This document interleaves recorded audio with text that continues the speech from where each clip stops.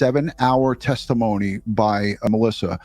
Were the jurors, I mean, I don't know if you want to talk about this, but were the jurors really locked in on this, or were they being lost by the legal mumbo jumbo and the forensics, in your opinion? No, I can certainly answer that. They were locked in. This is a locked in jury. And, this is a trial where they're allowed to ask questions. And so you can always sort of gather how locked in they are and what they're thinking by their questions. And they had a lot of questions at the end of this testimony.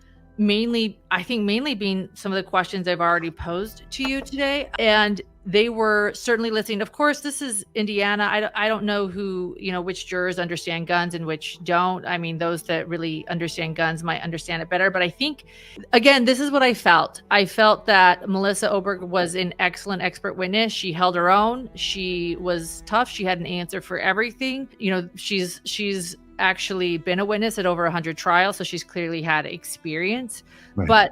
But this defense is a great defense. And when they kept pushing and they kept explaining things like how different organizations sort of have issues with black box studies, or not enough black box studies in tool examination or tool mark analysis.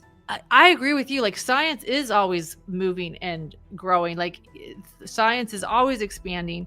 But I think that certainly caused some confusion. Ron, I just want to also acknowledge what you said. Like, really, this is all about two girls. And the reason I'm out here and I want to know is because I care about justice for Abby and Libby. I think my biggest fear is that they won't get justice. And this was a brutal crime that should have never happened to these innocent girls playing outside.